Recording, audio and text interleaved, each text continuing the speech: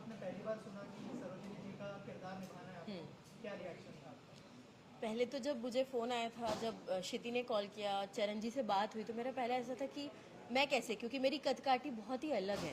दूसरा, inner level पे कर सकते हैं पर समय कम है, तो उस कम समय में किस तरह से वो कैरेक्टराइजेशन होगा, कितना क्लोज हम जा पाएंगे। और मुझे सबसे प्यारी बात विनय सर की ये लगी अच्छी, द वे ही सेड, उनका फर्स्ट लाइन जो था ना, हमें फीलिंग्स के साथ जाना है। अगर हमारी फीलिंग करेक्ट रही और हम वो फील कर पाए कि सरोजनी जी हैं, तो बाकी चीज़ें तो हम सेकेंडरी रखेंगे, क्योंकि हम सिर्फ मेकअप से या कॉस्ट्यूम से वहाँ नहीं जाना चाहते।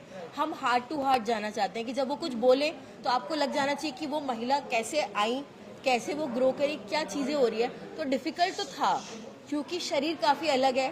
फिर जितना भी समय हमारे पास था, मैं वेट गेन भी किया, और अलग अलग एजेस आपको प्ले करनी है, जो कि डिफ़िकल्ट होता है बट बहुत चैलेंजिंग। और हम एक्टर तो भूखे होते हैं उस मोमेंट के लिए कि कोई हमें बस इतना बोलते, जैसे हम, मुझे कमल हसन जी बहुत पसंद है उस मामले में, क्योंकि जब एक्टर्स की जो जो बोलते हैं ना, आपका वेरिएशन क्या है, आप कितने कितने जोन में, कितने कम समय में कितना कुछ कर सकते हैं, तब फिर बात आती है कि जब वो छोटी होंगी तो कैसी होगी, जब बड़ी होंगी तो कैसी होगी। और छोटे छोटे मोमेंट्स, फोटोज़ जो हमने देखी, जो हमने डिस्कशन किया, जिस तरह से उन्होंने मुझे बताया, इंदिरा जी मैंने ये ढूंढा, मैंने ये किया, आपको पता है उस समय ये हुआ था, ये छोटी छोटी डिटेल्स पकड़ कर, ऐसा नहीं कि जो इंसान जिस फिगर की हम बात कर रहे हैं वो जहाँ पहुँच गए, हम सिर्फ वो एक बोलते हैं ना, वो ध्वजा जो लहरा रहा है, वो जो गोल्डन चीज़ें दिख रही हैं, सिर्फ ये उसकी बात नहीं है।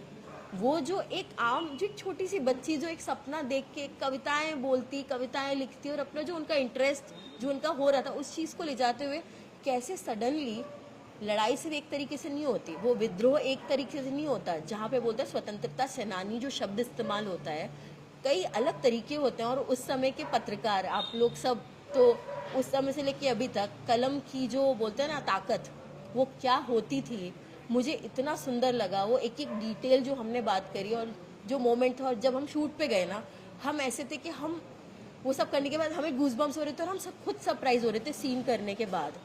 सो आई गेस हमने हार्ट से उस चीज़ को फॉलो अप किया, और जब आपकी फीलिंग करेक्ट होती है ना, तो फिर कोई चीज़ गलत नहीं हो सकती, चीज़ें अपने आप अलाइनमेंट में आ जाती हैं। सो डिफ़िकल्टीज आसान हो गई, एक दूसरे से मदद ले ली जब लग रहा था। और इनकी अच्छी बात जो कि कई बार होता है ना, सब अलग अलग तरीके से सोचते हैं, सब अलग इंसान है, पर जब आप पहली बार एक डायरेक्टर के साथ काम कर रहे हो, जो ट्यूनिंग होती है, he was so vulnerable, so kind.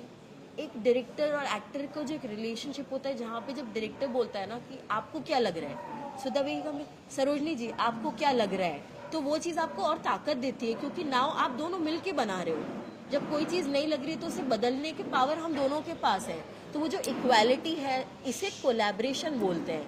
मुझे लगता है उसी कोलैबोरेशन का ये रिजल्ट है कि हम इतना क्लोज पहुंच पाए कि अभी ऐसे देख के भी रोना आ रहा है, ऐसा लग रहा है कि सच में वही है क्या कर दिया हम लोगों ने सर एज अ डायरेक्टर कितनी बड़ी, मैं चैलेंज नहीं कहूँगा, मैं रिस्पॉन्सिबिलिटी कहूँगा कि इतनी बड़ी पर्सनालिटी को बड़े पर्दे पर लेके आना, एज अ डायरेक्टर कितनी बड़ी रिस्पॉन्सिबिलिटी थी आपको? सर बेसिकली इसमें 3 पड़ाव था। अगर आप गौर से देखोगे ना, तो सरोजिनी जो किड थी ना, जो बच्ची थी, तो she is like she said, she used to ask a lot of questions, उसको इंग्लिश में she was not interested to learn English. तो like Charan sir was pointing out, the father जो पिताजी होता है, already he was way ahead of his times, he was already a scientist, already scientist थे। तो how he pushed his daughter to actually learn English, because his belief was, अगर हम उनका language नहीं सीखते हैं तो it is very difficult to fight. तो even to fight you need to communicate, right? तो the thought process started from there. So that was the first stage where the father helped the kid to develop, and then second phase was that vulnerable phase where she falls in love with someone, and usme bhi she was a krantikari. Actually, she at those times got married to a Vidur, and their marriage was the first intercaste marriage under the intercaste marriage law. So everything has a history which probably people who have not studied in detail would not know. So इसलिए, and the next comes the most important phase, जो वो transformation है from a and she used to write a lot of poems of course. So from the transformation of a writer to a freedom fighter is the biggest transformation. So these are the three phases, and who are the important people who actually supported her or pushed her? There was Gopal Krishna Gokhale, who was her guru, Gandhi ji, and of course the father. So we are just trying to give the whole personal journey of Sarojini Naidu. Then we talk about the politics and other things. First we are trying to define the character. Correct. And सबसे खूबसूरत बात, जब हम तस्वीरें देख रहे थे, जो तस्वीरें हमारे पास अवेलेबल है, आप जाके जब चेक करेंगे, डिटेल में किताबों में मिलेगी, आपको लगता है, आप देखते हो कि कहीं पे पूरा का पूरा जत्था बैठा हुआ है, गांधी जी बैठे हुए हैं, पर आपको सडनली लगता है कि महिला कौन है. correct. सो वो खड़े होकर जिस एटीट्यूड में वो खड़ी हैं, जहाँ वो अपनी स्पीच दे रही हैं, कुछ बोल रही हैं, इतने मर्दों में वो एक महिला क्या एनर्जी लेके, और आप सोचो कि बाकी महिलाएं क्या सोचती होंगी उनको देख के, और एक एक व्यक्ति कैसे अपने घर से बाहर आके अपने सपनों को पूरा करने की बात सोचता होगा, अपने हक की बात सोचता होगा. वो सबसे खूबसूरत, क्योंकि कहीं किताब में फिर नहीं मिलेगी बात. Correct. And to add to her, if you look at the Salt March where Gandhi ji was arrested, okay, so usme it was very whenever for us Gandhi was one of the best films ever made about freedom fighters and other things, because the great Ben Kingsley played it, in the best of ways. But if you see the whole salt satyagraha jo hota hai, Sarojini was there, but she was nothing concentrated on her. She was actually leading the whole pack because Gandhi ji was in jail, but no one concentrated on her. So that unnoticed part of it is there in this Yes. film, where that particular historic moment went unnoticed, and only Gandhiji was noticed. But Gandhiji actually gave her that big responsibility, and he walked away. So how did Sarojini Naidu go ahead and and वो जो शब्द होता है ना, दूत होना, वो जो कबूतर होता है ना, जो एक्चुअली तो एक फिगर होती है जिसके इर्द गिर्द सब हो रहा है, बट उस फिगर को सब सपोर्ट करते हैं, और ये किसी एक इंसान की बात ही नहीं है, ये तो उन करोड़ों लोगों की बात है जो अपनी जान दांव पे लगा के परिवार छोड़ के सिर्फ देश के लिए खड़े थे. वहाँ पे आना, और एक जो उन्होंने बोला ना, उनकी जो कविताएं, एक कलाकार सोसाइटी में कैसे बदल जाता है. कलाकार क्या लिखेगा, नेचर पे लिखेगा, इधर लिखेगा, दुख लिखेगा, खुशी लिखेगा, गम लिखेगा, जो आप देख रहे हो वही लिखोगे, बट आपको वो आदमी ही प्रेरित करके आगे से बढ़ के बोले कि सुनो, देश दुनिया में ये चल रहा है, इसके ऊपर कुछ लिखो. वो प्रेरणा कहाँ से आ रही है? क्यों आपकी कविताएं कोमल फूल से बदल के तलवार हो रही है?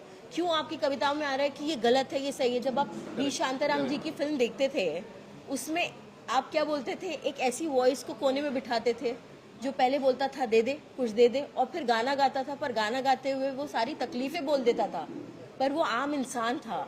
तो वो आम इंसान की फिगर को ये बताना कि कमजोर से लेके ताकतवर तक होना, और वो एकजुट होके होगा, अकेले तो होगा ही नहीं, क्योंकि आपकी आवाज ही नहीं पहुंचेगी. सो ये सारी चीजें मुझे लगता है बात करने को बहुत है, बट हम लोग तो रुकेंगे नहीं. आपने ट्रेलर देखा ना, तो उसमें there is a dialogue, then Sarojini ji, why are you getting into all this, आप तो कवित्री है, क्रांतिकारी तो है नहीं. So the whole transformation is actually starting from there, what inspires her. So it's a very interesting journey what Sarojini Naidu. We have seen that. I mean, आपकी बातचीत से लग रहा है कि how deep you guys went into the Yes. But getting Indira ji on board, I mean, the kind of cinema that she is doing, what her vision is, of course, every actor has her vision, right? इनको बोल पे लाना difficult था कि मतलब she just said yes for the first moment. See, first thing I have to thank my producers. They did all the initial talk with her, so I was not involved with that. I did not involve myself. First talk is the creative Creative. मतलब मैं personally, मेरा ये होता है, creatively मैं पढ़ूंगी, मैं समझूंगी, मेरे doubt clear करूंगी, और अगर मैं उसमें देख पा रही हूँ, सुनते हुए भी देख पा रही हूँ क्या हो रहा है ना, मैं वही बोल रही हूँ, हम दोनों का शरीर बहुत अलग है. Correct. हम कितनी चीजें एक्स्ट्रा करेंगे, हम कितना टेक्नोलॉजी लाएंगे, हम कितना भी. I'll just answer this question. Yes. So the first time I met her creatively, because my producers did all the heavy lifting where, they asked who they gave me an option to choose. Then they said, okay, this, and then I said, can I meet her first creatively? And the first time I met her creatively, I said, there cannot be anyone better than her to do this. Because she, first of all, वो NSD से आते हैं, तो उनका सोच जो है एक कैरेक्टर को जैसे अप्रोच करते हैं ना, तो I think it's very different from a lot of other actors I have met. And secondly I actually narrated the script to her without seeing the laptop. That's what she was just saying, because it was already right here. So she said, okay. So she also got as involved as I was, because आप जब अभी आपसे बात कर रहा हूँ, I am making eye contact with you, so that makes a lot of difference. अगर मैं इधर से पढ़ रहा हूँ, so that will make a lot of difference. So I think that is where we understood that we both have, we are already there. So from there and we never look back. तो as a writer sir आपसे जानना चाहूँगा कि किस तरह का responsibility आपके ऊपर था, क्योंकि ऑलरेडी लोग हिस्ट्री में पढ़ चुके हैं उनकी कहानियाँ. एज अ राइटर क्या थॉट प्रोसेस था उसके पीछे, अगर उस बारे में कुछ अगर शेयर करना चाहें? जब मैंने स्क्रिप्ट लिखनी शुरू की ना, तो मेरे पास सबसे बड़ा चैलेंज यही था कि मैं कौन सा एरा उनका पकड़ूं, क्योंकि हर एज में उन्होंने बड़े कमाल किए थे. कि हम फ्रीडम मूवमेंट पकड़े या उनको नाइटिंगेल ऑफ इंडिया कहा जाता है उसके ऊपर में पढ़े. मुझे लगा कुछ भी चीज़ छोड़ना ना वो बहुत मुश्किल था. तो मैंने सबको थोड़ा थोड़ा समेटने की कोशिश की. और एक सबको लोगों को लगता होगा कि गांधी जी ने इनको नाइट ऑफ एंगल इंडिया कहा था, लेकिन इनको स्वर कोकिला लोगों ने बनाया. जब ये फ्रीडम मूवमेंट में निकलती थी सरोजनी जी, तो हमेशा अपनी कविता कहती थी, और उनकी कविताओं से लोग इस आंदोलन में जुड़ते चले गए.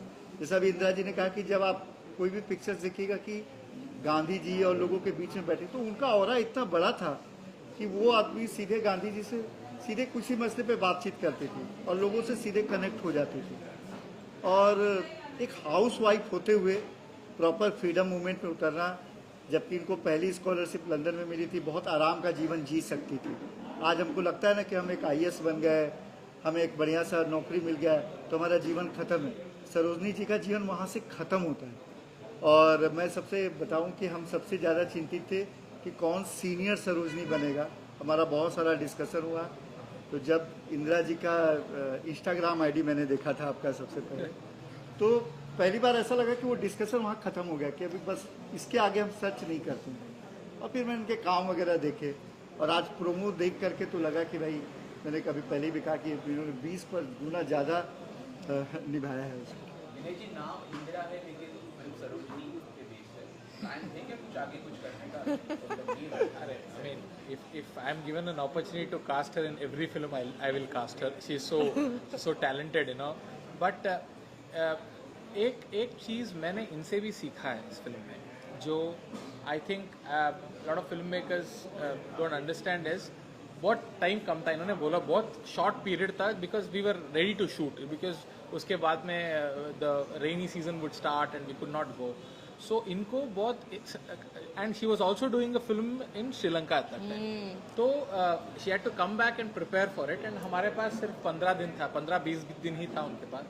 तो शी एक्चुअली, इफ आप सेट पे आते ना, तो ये आपसे ज़्यादा बात नहीं करेगी, वो सरोजिनी नायडू के जोन में रहेगी. And so except for me explaining the scene to her, others she would, I mean, अगर आप आओगे तो बोलो कि क्या एटीट्यूड दिखा रही है. नहीं, एटीट्यूड नहीं दिखा रही थी वो. She was in the character and she felt like Sarojini Naidu. And probably you know someone from outside अगर कोई आया तो वो सोचेंगे, अरे यार ये बात ही नहीं कर रही है हमसे, इतनी बड़ी हो गई क्या. But actually she was not there. पर ये तो बोलते ना, ये आए ना कमरे में तो इन्होंने ये देखा. बट मैं सच बोलूं मैं ना, जैसे ये आ रहे हैं ना, तो मैं तो अपने जोन में वैसे भी हूँ इन जनरल. पर जैसे ही मुझे रिलैक्सेशन, क्योंकि मैं अपनी साड़ी मुझे खुद बदलनी है, जल्दी जल्दी करना है चीज़ें, टाइम कम है. और वो मुझे ऐसा लगता है किरदार के करीब जाने के लिए सबसे इम्पोर्टेंट है कि जो किरदार रहे हैं वो अपने लिए हर चीज़ खुद करते हैं. तो मेरा बोलना है कोई करके दे देगा तो हो जाएगा, पर फिर भी मेडअप होगा. तो मेरा बोलना था कि इन्होंने जो फ्रीडम मुझे दिया हर जगह पे, कि आपको क्या लग रहा है, सच में कलर जा रहा है क्या, बदलना है, हमारे पास ऑप्शन है, बदल देते हैं. तो ये जो फ्रीडम है, बहुत कम डायरेक्टर्स हैं जो अपने रिजिडिटी से हट के एक ओपननेस में आके बोलते हैं. अदरवाइज चीज़ें फिक्स हैं, आप एक्सेप्ट कर लो. बट जब उन्होंने मुझे जितनी चीज़ें सुनाई, उनके लिए जितना उनको पता था उतना ही मुझे पता है. ये जो फीलिंग है कि ये मेरा है, ये आपका भी है, तो अगर कोई सामान इधर से इधर हिला दिया तो उसके आगे क्या करना है हम वो सोचेंगे. हम इस बात पे बहस नहीं करेंगे कि यहाँ से यहाँ क्यों हिला दिया. मुझे वो इतना अच्छा लगा. तो मैं अपने आप को रिलैक्स करने के लिए और वनरेबल, क्योंकि इतनी एजेस प्ले करनी है, मेरी मौज मस्ती, मेरे मेकअप आर्टिस्ट, मेकअप दीदी, मेकअप दादा, यही मैं तो मस्ती कर लेती थी. हमने मस्ती करी, हम निकल गए, तुरंत सीन में पहुंच गए. सो अगर वो नहीं करेंगे तो आप एक ही सिरे में जाते जाओगे, क्रिएटिवली मज़ा ही नहीं आएगा. हमने इन्जॉय भी किया, हमारे पास टाइम भी कम था, पूजा भी करी, हम भागे दौड़े भी, हमने मतलब बहुत बहुत इन्जॉय किया. कम समय था पर वो बोलते हैं ना, अभाव, कम समय, चीज़ें जहाँ आपको आपका पोटेंशियल नहीं पता है ना, वहाँ लोग आपको पुश कर देते हैं और समय आपको बोलते हैं समय कम है, पर जो होता है वो नेचुरली इतना अच्छा होता है ना कि फिर वो कुछ ट्यून हो जाता है। तो वो तो हमको बहुत फील रहा बार बार कि ये हो रहा है। Speaking about directors, I mean, we have seen from an early age आपने स्टार्ट किया हाँ, प्रकाश झा की फिल्म आरक्षण, Correct. बाद में फिर बस्तर आई, फिर संजय बंसाली की गंगू भाई काठियावाड़ी आई। डायरेक्टर्स में आप क्या देखते हैं? अभी विनय जी के साथ आप काम कर चुके हैं, of course there is a different, everything is different, Correct. The vision, the scale and everything. क्या रिजेंबलेंस देखी? स्पीकिंग संजय लीला बंसाली की बात, एक होता है ना, क्योंकि बड़े एक्टर जब काम करते थे, they go into that zone and they want to create that thing different film. क्या आप इत्तेफाक करती हैं इस बात से? ऐसे कुछ हुआ? नहीं, मैं टोटली बोलूँ, मैं डायरेक्टर्स एक्टर हूँ। मेरे लिए तो स्क्रिप्ट, मेरा डायरेक्टर क्या बोल रहा है वो तो मेरा आधा काम वहीं ख़त्म हो जाता है। तो जिस तरीके से मैंने डिफरेंट, जैसे सुधीर मिश्रा सर के साथ मैंने काम किया, बंसाली सर के साथ काम किया, उनका एक अलग एक स्टाइल, स्कूल ऑफ एक्टिंग है। मैं शुरू से अपने आप को ओपन रख के यहाँ भी काम कर रही थी, इंडिपेंडेंट फिल्म मेकर्स के साथ भी काम कर रही थी, एंड मुझे बहुत पसंद है नए डायरेक्टर्स के साथ काम करना, क्योंकि यहाँ पे जो चीज़ हम सीख रहे हैं वहाँ तो मैं भी सीख रही हूँ, बट जो मैंने एक्सपीरियंस लिया है वो जब मैं यहाँ आके काम करती हूँ, और यहाँ पे जैसे हम थिएटर में करते थे ना, ये मिल बांट के काम होता है, यहाँ पे वो स्पेस भी होता है पर चीज़ें थोड़ी कम होती हैं, बट जो बनता है ना वो इतना कमाल का होता है। तो वहाँ पे बहुत लोग हैं बट हर किसी से आप बात नहीं कर पाते, टाइम कम होता है पर डिलीवरी ज़्यादा करनी। तो मुझे हर बार ऐसा लग रहा था कि यार कितना मज़ा है ना जो हम कर रहे हैं, वो कोलैबोरेशन उस तरीके का अलग है। हर एक जगह की अपनी खासियत होती है, हर एक डायरेक्टर का अपना स्टाइल है।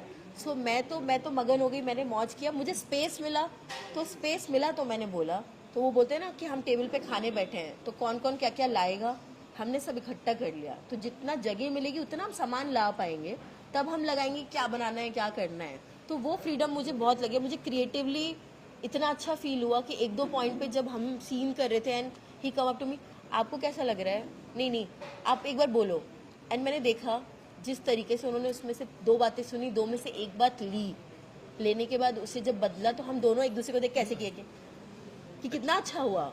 सो वो मुझे बहुत अच्छा लगा। ये तभी हो सकता है जब हम सब लोग एक इक्वल ग्राउंड पे रहें ना, तो वो मुझे लगता है। एंड मुझे बहुत हो गया क्योंकि फीचर वाइज उनका पहला फीचर है, एक प्रॉपर फीचर है जिसमें उन्होंने इतना बड़ा रिस्क लेके इतना बड़ा टॉपिक उठाया, पर अभी वो ये कर रहे हैं तो आप सोचो 5वीं 6वीं फिल्म में क्या होगा।